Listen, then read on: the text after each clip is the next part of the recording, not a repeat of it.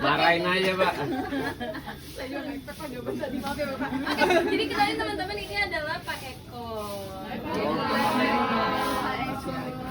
Pasti anak pertama ya Pak? Kedua. Oh kedua. Ya ampun. Larang ini. Pertanyaan lah itu. Oke. Nah, Pak Eko di sini akan sedikit menceritakan sedikit nih gimana perintisan ya sama cerita-cerita di balik kisah Warung Teman ini. Silakan. Oke, terima kasih Bapak Ibu sekalian, Om Tante. Adik-adik. First Media ya?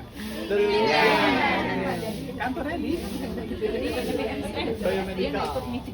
The Breeze. The Breeze. Kok bisa sampai di sini? Di bawah Zahra Pak. Di bawah. Diculik Zahra, Pak. Kan saya pun di spill sama Oh, Pak Bos. sama Ya. Pak Bos. Iya. Jadi tadi udah diceritain singkat ya, ini terkenalnya karena apa gitu-gitu, tapi pengen denger dari Pak Eko-nya langsung. Ya. Baiklah. Silakan buka aja, Mbak. Oh iya, Mbak. Terima kasih banyak ya sudah sampai di Tuman. Saya sendiri sebetulnya surprise karena masalah begini. Ini kan suasana hujan.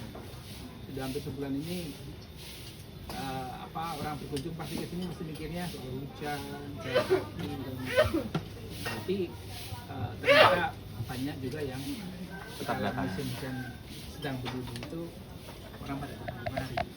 Itu buat saya juga mengucapkan terima kasih buat tim Linknet ya. Betul kan? Betul. Pak. Sudah berkunjung ke Tuman mencicipi menu kami, menu Minang dan Jawa. Jadi kalau ada yang nanya, Tuman itu warung apa isinya? Menunya Minang dan Jawa. Kenapa Minang dan Jawa? Makanya ada bataku. Karena yang masak orang Minang. Saya orang Padang juga. Kami menyebutnya bukan warung Padang, tapi warung Minang karena memang makanan yang kami sajikan di sini itu saya kira tidak ditemukan di warung Padang. Seperti nila jala-jalabi, gulai bareh itu tidak ada seperti itu. Dan itu menjadi salah satu yang menjadi jagoan kami di sini.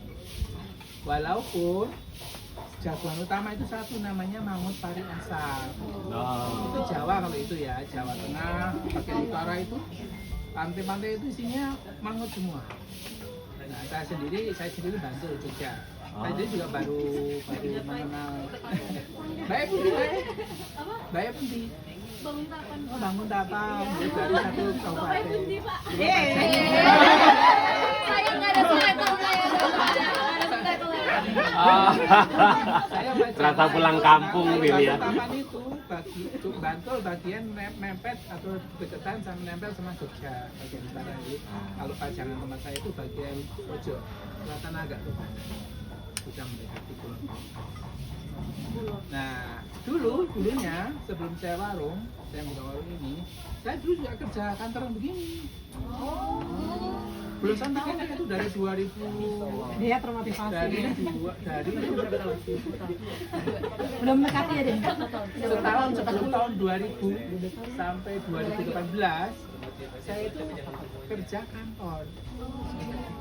Pertama di media, lalu keluar dari media kemudian saya putar-putar begitu ya ke kantor ini, kantor itu, kantor itu. Rata-rata saya bekerja di swasta di NGO yang berhubungan dengan NGO itu non government ya.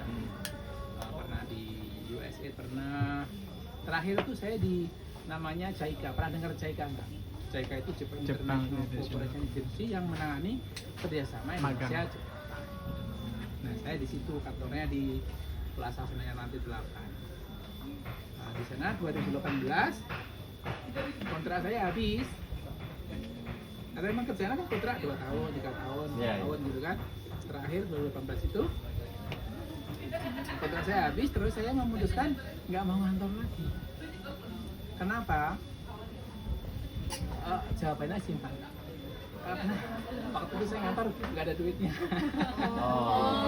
Kira-kira begitu. Jadi saya punya keluarga, punya anak kan, belum punya apa-apa. Jadi saya memutusin ini gawat ini kalau sudah punya anak, punya 2 anak, gitu kan, punya keluarga, nggak punya tempat tinggal, nggak punya segala macam begitu. Nah, itu buat saya itu tantangan. Bagaimana cara nanti kalau udah sampai SMA anaknya butuh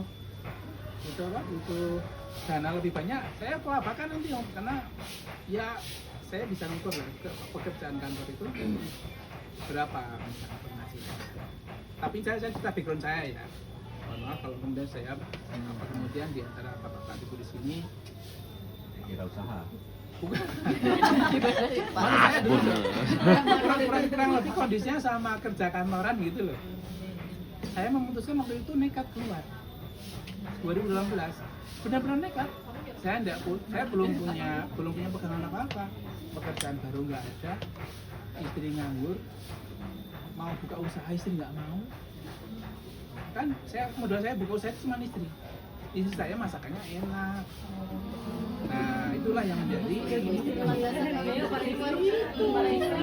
saya masakannya enak, walaupun dia malas masak.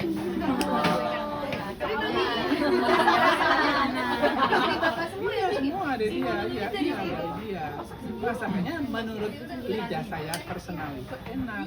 Nah pikiran saya waktu itu adalah masakannya enak ini. Tugasku adalah mempopulerkan ke publik. Loh iya kan? Iya kan? Iya, jadi waktu itu saya cuma pikiran masakannya kok enak. Ini sayang sekali kalau tidak dikenalkan ke publik. Nah ini bisa potensi membuka warung, kira-kira gitu loh. Makanya kemudian saya buka warung tahun 2018. Sebetulnya itu bukan buka warung pertama ya. Saya buka warung pertama itu tahun 2012. Pada saat saya nggak punya kerja kantor karena kantor lagi tutup. Jadi saya terpaksa tidak mau harus survive buka warung tenda di pinggir jalan di BSD. Nah di depan Versailles itu buka bebek tuman namanya. Judulnya bebek tuman karena bebeknya enak. Waktu itu salut saya ya. Sekali lagi ini sangat subjektif ya, mohon maaf kalau misalnya kemudian rasanya mungkin biasa-biasa aja, tapi menurut lidah saya enak gitu. Ya waktu itu saya buka warung dalam kondisi pepet aja, jadi bukan sebuah perencanaan yang matang dengan dana yang sekian, nanti begini marginnya sekian, nggak ada gitu, pokoknya buka aja. Nah itu 2012 buka tutup, begitu dapat kerjaan kantor lagi baru tutup. Kalau nggak ada kerja lagi baru buka. Jadi terus sampai akhirnya 2018 saya memutuskan untuk stop kerja kantor walaupun tawaran ada dari teman-teman dari kolega itu ada yang nawari pekerjaan, lu harus ini aja tinggal ngisi admin aja nanti mas beresin. Tapi saya bilang enggak, pokoknya saya mau buka warung. Tapi problemnya adalah istri saya nggak mau, setengah mati dia menolak. Sampai dia tolak ini tiap baru betul-betul berdoa ya. Dalam arti fisik ya, fisik dan mulut. Cekcok tiap hari sampai aduh tuh kacau. Pokoknya rumah tangga saya waktu itu dalam kondisi sudah ambruk karena cekcok tiap hari, kita setiap hari marah-marahan suami istri, anak-anak ya kacau balau begitu.